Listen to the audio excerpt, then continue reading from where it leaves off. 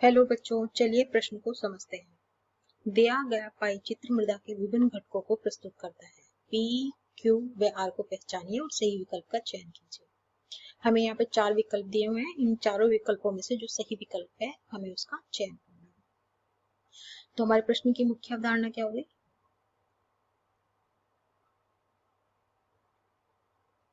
सही विकल्प का चयन।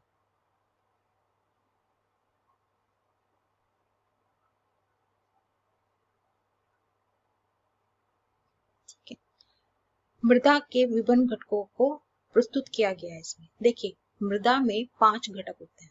कितने घटक होते हैं? 5। कौन कौन से हैं?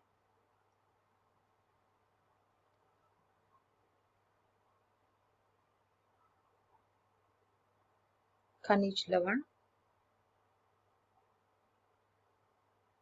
जल, वायु,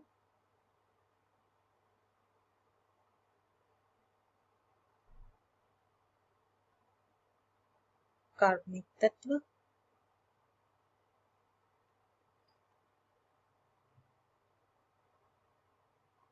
बायोटा या इनको हम कहते हैं सूक्ष्म जीव, प्रोटोजोन सब आ जाता है। ठीक है,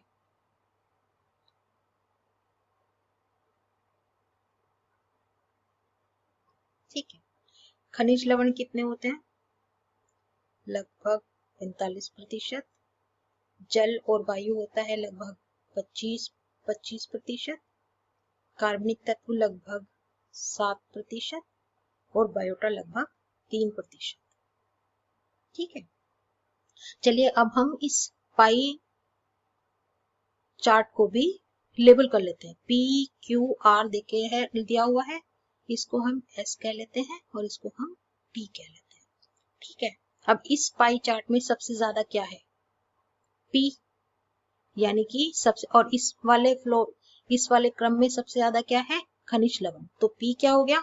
खनिज लवण। इसको हम P से लेबल कर देते हैं।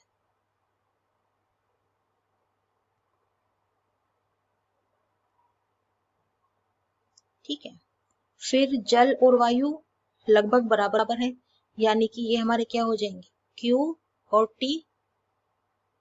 कार्बनिक तत्व हमारे सेकंड लास्ट पे है, तो कार्बनिक तत्व ये हो गया हमारा S और R क्या है हमारा?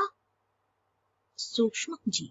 ठीक है, अभी हमारे प्रश्न का हल हो गया। अब हमको सिर्फ इन चारों विकल्पों में से एक सही विकल्प का चयन करना है। ठीक है, तो चलिए पहले विकल्प को देखते हैं। यहाँ पर P क्या है? जल, और यहाँ पर P क्या है? खनिज लवण। तो हमारा ये विकल्प तो पहले ही गलत हो जाता है। ठीक है, अब दूसरे विकल्प और तीसरे विकल्प को देखते हैं कि P पे खनिज लवण आना चाहिए क्योंकि सबसे ज्यादा वही है। तो यहाँ पे P पे खनिज लवण B में है। Q पे क्या है? जल। यहाँ पे Q पे क्या दिया हुआ है? बायोटा, यानी कि ये विकल्प हमारा गलत है। अब C विकल्प पे आते हैं। P पे क्या दिया हुआ है? खनिज लवण, ये सही है। Q पे क्या दिया हुआ है? जल, ये भी सही है। R पे क्या दिया हुआ है? बायोटा, ये भी सही है। तो हमारा ये विकल्प सही है। अब हम चौथे विकल्प को देखते हैं। P पे क्या दिया हुआ है?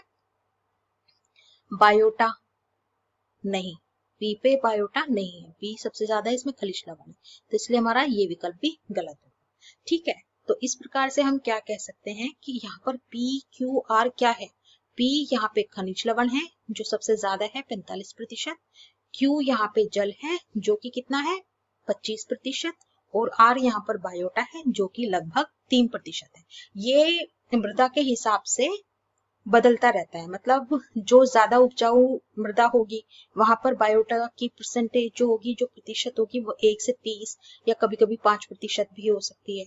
और अगर मृदा उपजाऊ नहीं है तो वहां पर इस मृदा का जो प्रतिशत है वो कम भी हो सकता है। तो आप इस क्रम को बिल्कुल इसी तरीके से याद रख सकते हैं। इससे आप दूसरे प्रश्नों का हल भी कर पाएंगे जो इससे संबंधित होंगे। ठीक है, आशा करती हूँ आपको इस प्रश्न का हल समझ में आया होगा। धन्यवाद।